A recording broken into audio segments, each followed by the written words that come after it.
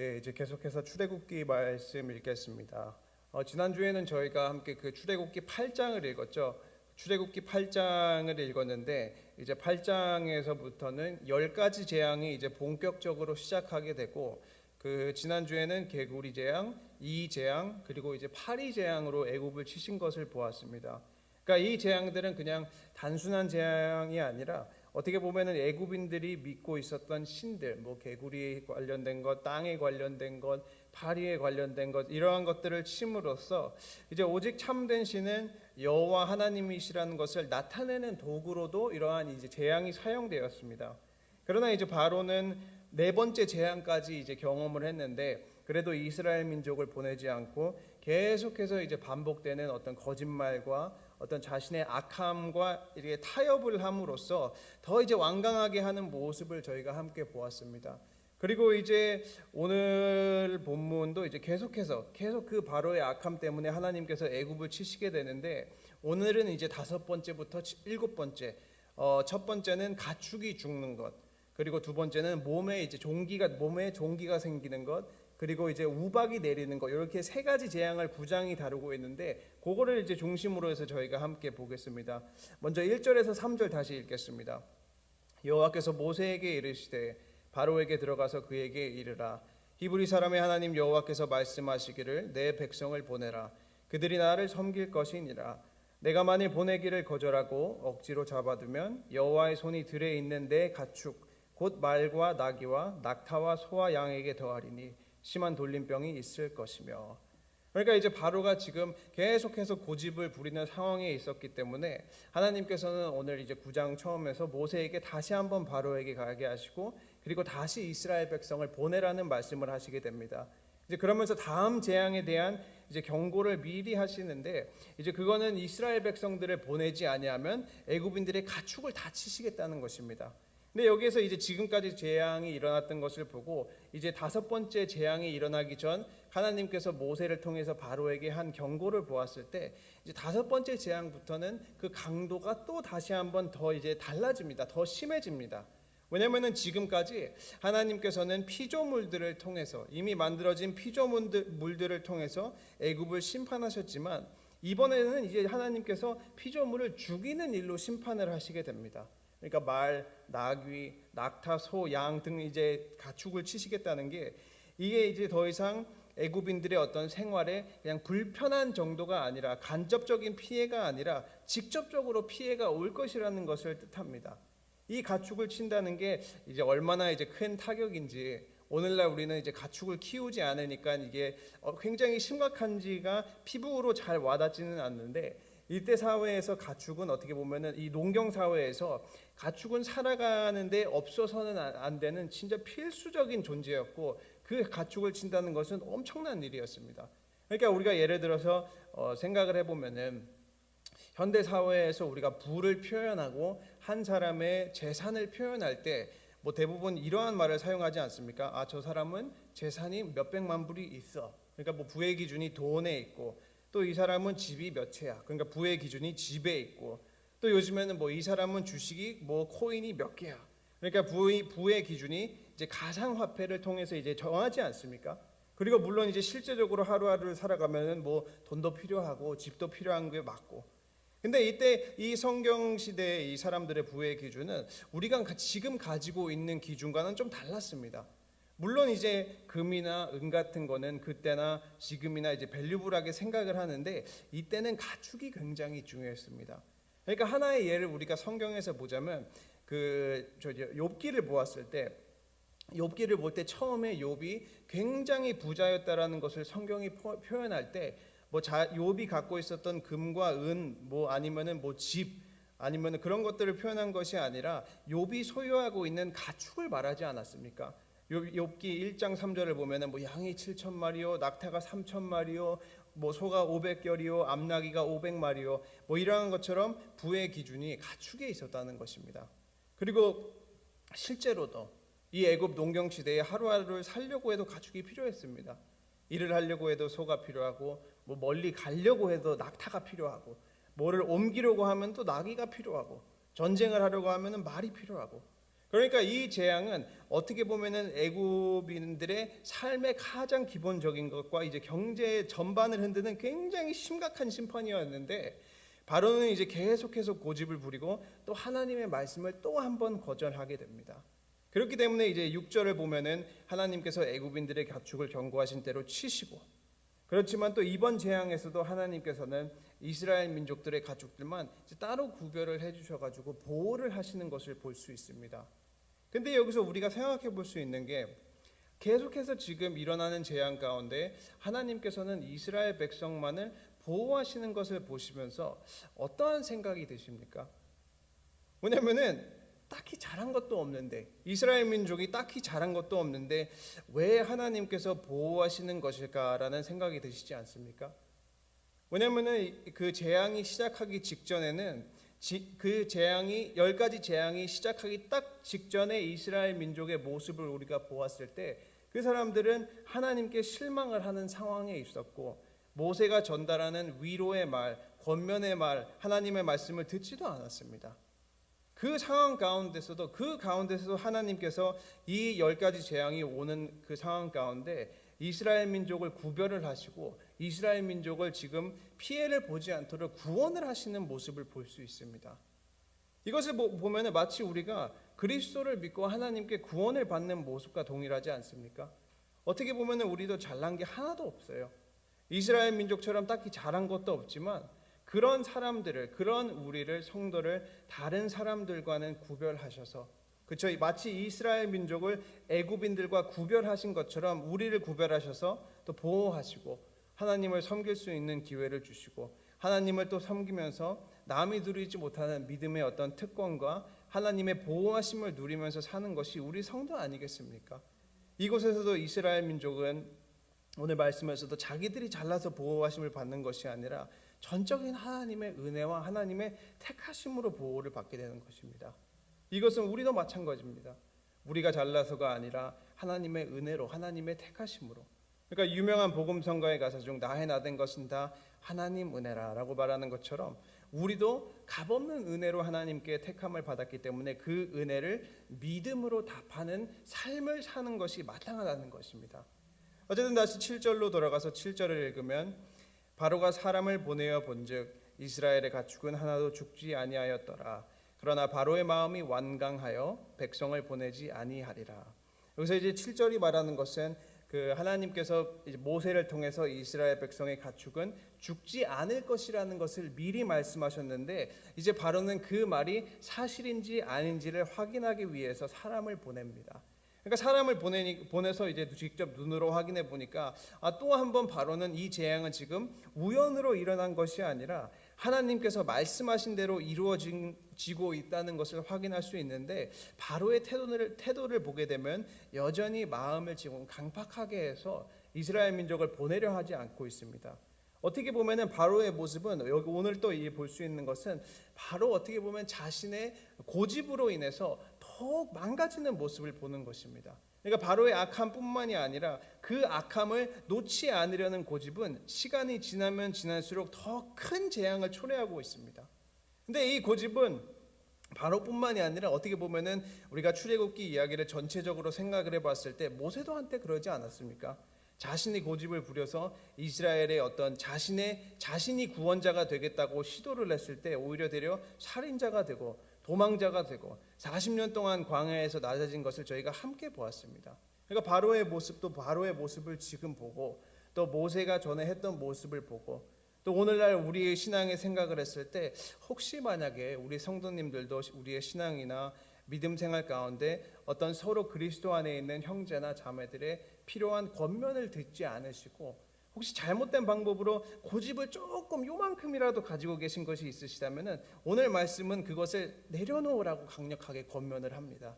왜냐하면 이 고집의 결과는 바로의 모습처럼 불보듯 뻔하기 때문입니다. 어쨌든 이제 6번째 재앙 8절에서 9절로 넘어가겠습니다. 여호와께서 모세와 아론에게 이르시되 너희는 화덕에 제 2움큼을 가지고 모세가 바로의 목전에서 하늘을 향하여 날리라. 그 재가 애굽 온 땅에 티끌이 되어 애굽 온 땅의 사람과 짐승에게 붙어서 악성 종기가 생기리라. 이번에는 이제 모세가 재를 가지고 그것을 이제 하늘에 뿌리게 됩니다. 죄를 가지고 하늘에 뿌릴 때 그것을 통해서 모든 애굽인들과 이제 가축들은 몸에 이제 종기가 생기게 되는 재앙입니다. 이 여섯 번째 재앙은 굉장히 짧게 기록이 되어 있는데 여기서 이제 저희가 재밌게 볼 수 있는 게 하나 있습니다. 그것은 이제 하나님께서 상황을 뒤집으시고 전화위복하시는 모습을 보게 됩니다.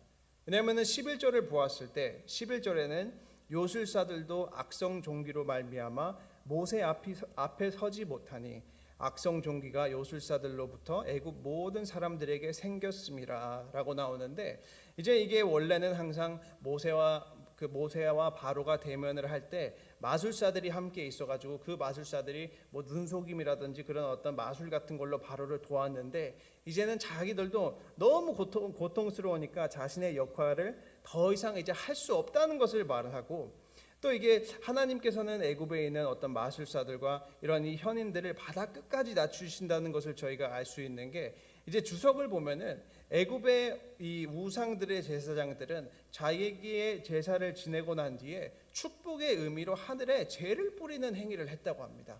재를 가지고 뿌렸대요. 블레싱을 준다는 의미를 위해서. 근데 오늘 말씀에서 하나님께서는 모세를 통해서 어떻게 하십니까? 애굽 제사장들이 축복이라고 생각했던 똑같은 방법을 통해서 심판을 하시고 저주를 내리시게 됩니다. 그러니까 상황을 완전히 그냥 100% 뒤집으신 거죠. 그리고 또 중요한 것은 8절에서는 하나님께서 모세에게 화덕에서 재를 꺼내라고 하시는데 이 화덕이 그냥 단순한 뭐 빵을 굽는 화덕이 아니라 이 화덕은 지금 벽돌을 굽는 화덕을 말하는 것입니다. 벽돌을 굽는 화덕에서 모세가 재를 꺼냈다는 것입니다. 이 벽돌을 굽는 화덕은 또 무엇을 의미하겠습니까? 이스라엘 민족의 노역의 상징이 아닙니까? 그 저주의 상징 아닙니까? 바로가 처음에 이스라엘 민족을 노예를 삼고 핍박을 하면서 화덕에서 벽돌을 굽게 했습니다. 애굽에 이제 건물을 지으려고. 그런데 여기에서는 하나님께서는 이스라엘 민족에게는 자신들이 반대로 저주라고 생각했던 것을 통해서 지금 축복으로 바꾸십니다. 또 상황이 이렇게 또 바뀐 거예요. 그러니까 한편으로는 애굽 마술사들이 자신의 행위가 축복을 가져다 준다는 것은 하나님께서 저주로 바꾸시고 또 이스라엘 민족이 저주라고 생각했던 그 화덕을 가지고 모세가 그거를 이렇게 뿌림으로써 해서 그것을 이제 축복, 곧 있을 출애굽을 상징하게 된다는 것입니다. 어쨌든 간에 이 재앙도 또 바로의 마음을 변화시키지는 못합니다. 그렇기 때문에 12절에서 그러나 여호와께서 바로의 마음을 완악하게 하셨으므로 그들의 말을 듣지 아니하였으니 여호와께서 모세에게 말씀하심과 같더라. 그러니까 5번째도 안 되고 6번째도 안 되고 계속 바로가 마음을 악하게 먹고 어떻게 해서든 하나님의 말씀을 듣지 않으려고 하니까 이제 또 자연스럽게 7번째 재앙으로 넘어가게 되는 것입니다. 그것은 이제 13절하고 14절에서 나옵니다. 여호와께서 모세에게 이르시되 아침에 일찍이 일어나 바로 앞에 서서 그에게 이르기를 히브리 사람의 하나님 여호와의 말씀에 내 백성을 보내라. 그들이 나를 섬길 것이니라.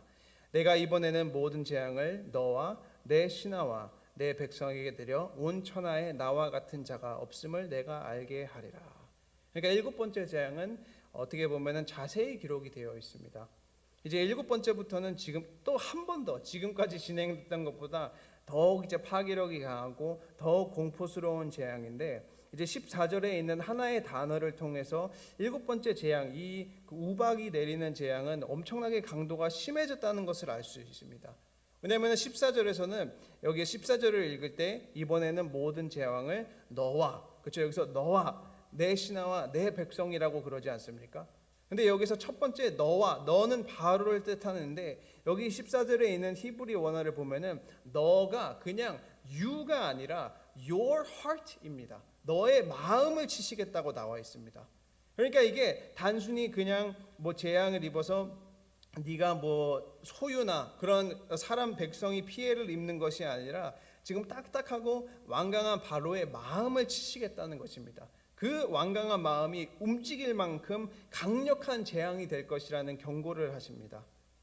그런데 우리가 이제 출애굽기를 읽고 또 지금까지 7번째 재앙이 나타나는 것을 생각해 볼 때 하나님께서는 이렇게 전지전능하시고 손만 까딱하시면 snap of a finger 모든 일이 다 해결되실 텐데 왜 하나님은 천천히 점진적으로 처음에는 경고로 나중에는 작은 재앙으로부터 시작해서 점점 강도가 심해지는, 그러니까 어떻게 보면은 그냥 이렇게 말만 하면은 다 끝날 텐데, 모든 일이 끝날 텐데 굉장히 긴 과정을 통해서 출애굽을 이루시는 것을 볼 수 있습니다.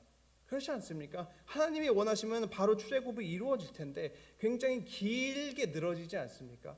그 이유가 지금 15절하고 16절에서 나와 있는 것입니다. 여기 15절 16절, 내가 손을 펴서 돌림병으로 너와 내 백성을 쳤더라면 내가 세상에서 끊어졌을 것이나 내가 너를 세웠음은 나의 능력을 내게 보이고 내 이름이 온 천하에 전파되게 하려 하였음이라.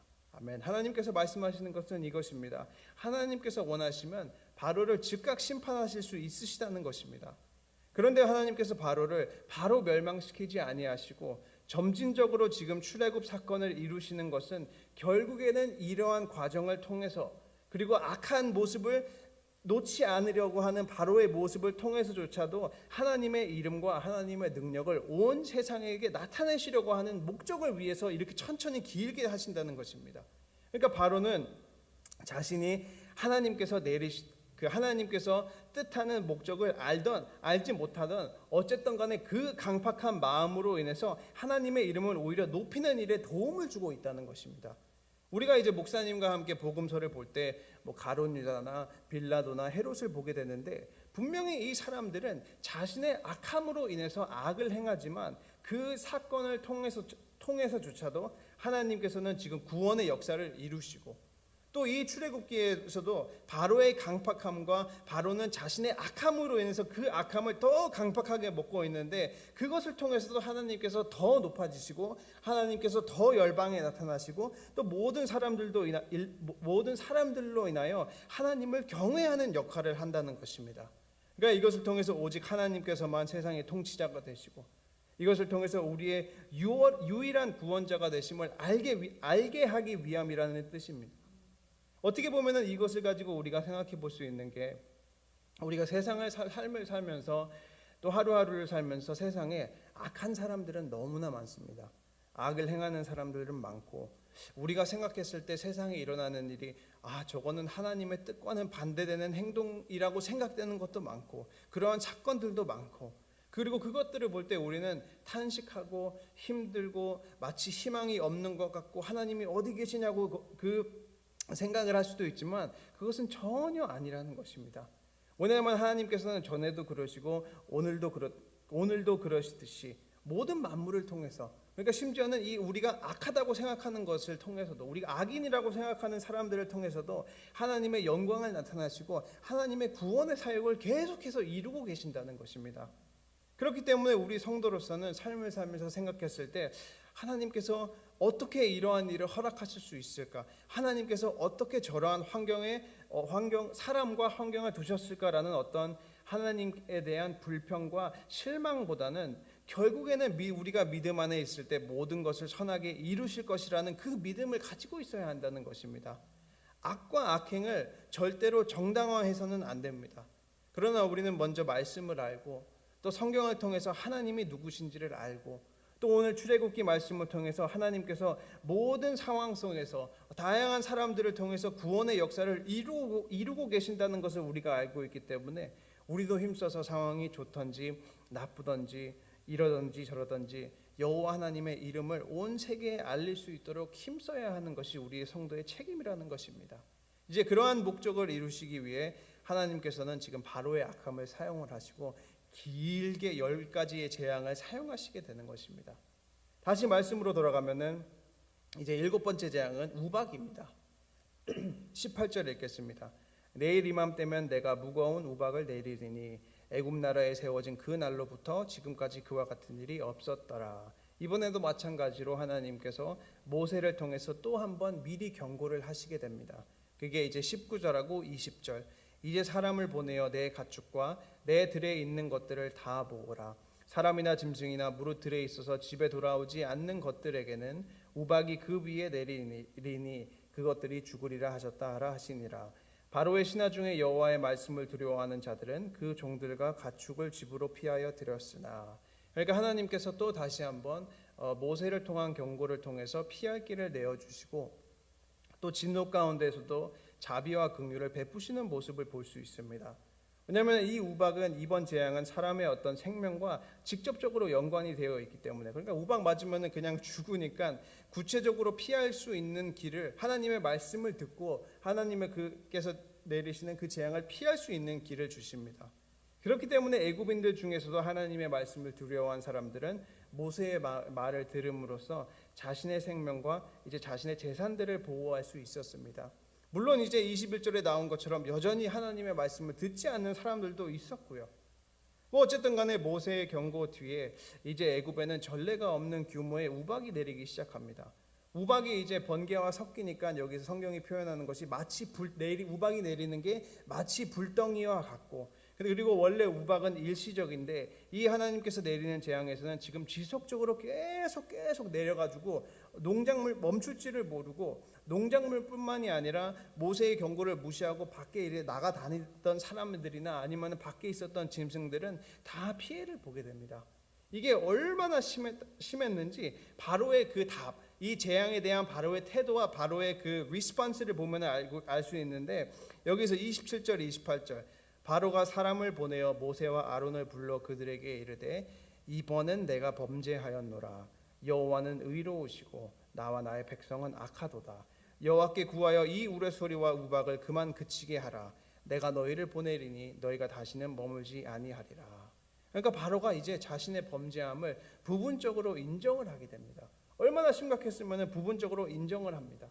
근데 또 함께 생각해 볼 수 있는 것은, 여기에서 바로가 우리가 그 27절을 보면은 이번에는 내가 잘못했다 그러지 않습니까? 그러니까 내가 잘못한 게 아니라 이번에만, this time only라는 말을 하지 않습니까?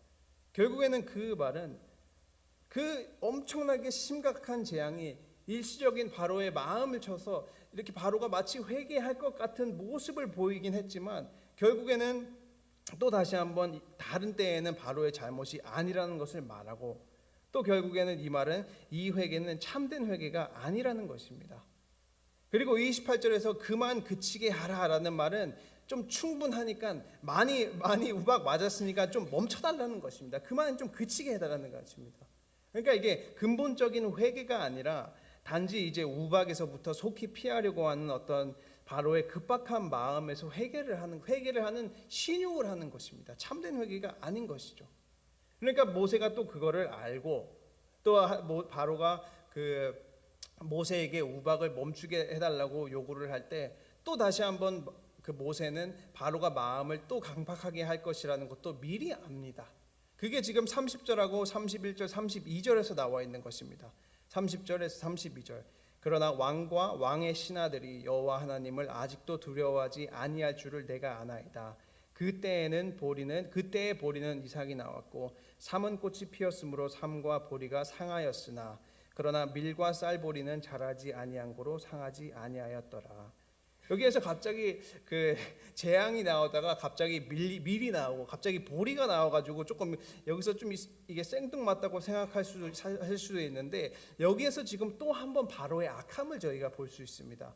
왜냐하면은 일단은 첫 번째로는 이것을 통해서 우리는 그 7번째 재앙, 그 우박이 내렸을 때가 2월에서 3월 달이었다는 것을 알 수 있습니다. 추측을 어느 정도 할 수 있습니다. 왜냐하면 애굽에서 삼과 보리는 2월 달에서 이제 3월 달쯤 나왔습니다. 그리고 나서 2월 달쯤에 2월에서 3월 달쯤에 우박이 내리고 그 삼과 보리가 피해를 입었는데, 그리고 또 그 다음에 말하는 것이 무엇입니까? 밀과 쌀보리는 상하지 아니하였더라. 그 말은 밀과 쌀보리는 한두 달 뒤인 3월에서 4월 달쯤 되면 나옵니다. 이게 왜 중요하냐면은 바로가 생각했을 때는 지금 당장 우박이 내렸을 때는 삼과 보리가 우박의 피해를 입어가지고 먹을 게 하나도 없지만, 그냥 한두 달만 기다리면은 밀과 쌀보리가 나온다는 거예요. 그 말은 무엇입니까? 피해 입은 것을 결국에는 또 복구를 하고 모세의 말을 안 들어도 괜찮다는 거예요. 그러니까 바로가 얼추 이제 그 시기적으로 계산을 해보니까 버틸만 하다는 것입니다. 하나님의 말씀에 순종을 안 하고 자신이 원하는 대로 살아도 괜찮다는 거예요. 그러니까 이제 다음 주에 볼 8번째 재앙에는 메뚜기가 나와가지고 그 남아있는 농작물까지 싹 다 쓸어가고 바로의 모습을 이제 처참하게 밟게 되는 것을 볼 수 있는데, 어떻게 보면은 이것을 가지고 이 바로의 모습을 가지고 계산을 하고 조금이라도 기다리면은 내가 하나님 없이 살 수 있다는 마음, 그런 행동을 보고 생각을 했을 때, 진짜 참으로 하나님의 은혜가 없으면은 모든 사람은 이처럼 바로처럼 고집스럽고 하나님께 반역적이고, 조금이라도 세상에 무언가 의지할 만한 것이 요만큼이라도 있다면은 하나님을 의지하는 것보다는 자신을 의지하는 모습을 보이게 됩니다. 바로도 그렇지 않습니까? 뭐 한두 달만 기다리면은 밀과 쌀보리가 나올 텐데 왜 하나님의 말씀, 하나님의 요구를 들을 필요가 있겠어? 라는 생각을 가지게 되는 것입니다. 얼마나 악합니까? 그렇기 때문에 34절하고 35절에서 바로가 비와 우박과 우레소리가 그친 것을 보고 다시 범죄하여 마음을 완악하게 하니 그와 그의 신하가 똑같더라. 꼭 같더라. 바로의 마음이 완악하여 이스라엘 자손을 내보내지 아니하였으니 여호와께서 모세에게 말씀하심과 같더라. 또 다시 한번 우박이 그치고 그 일시적인 재앙이 멈추니까 또 바로와 신하들은 마음을 완악하게 합니다. 우리는 이 말씀을 보고 바로와 바로의 신하들이 너무 어리석지 않는가라는 생각이 드시지 않습니까? 근데 만약에 우리가 바로의 입장이었고 그의 신하들의 입장이었다면 우리 성도님들은 어떻게 행동을 하셨을까요? 만약에 우리도 바로와 똑같이 행동을 할 수도 있지 않았을까요?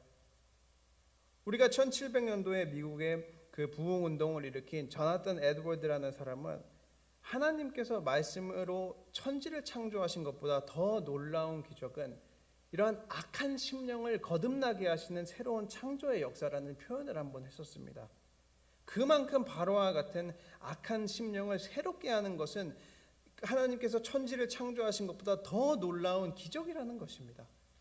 그러나 하나님은 전지전능하시고 재앙 가운데서도 항상 피할 길을 주신 것처럼 우리의 악한 심령을 위해서도, 악한 마음을 위해서도 하나님의 아들 되시는 예수님을 보내주셨습니다. 그리스도를 통해서 새로운 창조의 역사를 이루시고 그리스도를 통해서 우리의 돌같은 마음을 깨시고 우리를 또 의롭다고 여겨주셨습니다. 혹시 우리 사랑하는 친구교회 성도님들은 우리 성도님들의 삶 가운데 하나님의 말씀에도 불구하고 혹시 반대쪽으로 살고 계시는 모습이 있으십니까? 결국에는 오늘 말씀을 통해서 보는 것은 하나님을 대적하는 길은 결국에는 망하는 길입니다. 오늘도 새 하루를 사시면서 하나님을 대적하는 길이 아니신 순종과 사랑의 길을 걸으시고 항상 하나님의 보호하심을 누리시는 우리 복된 친구교회 성도님들이 되시기를 주님의 이름으로 축원합니다. 아멘. 기도하겠습니다. 사랑의 하나님, 감사합니다.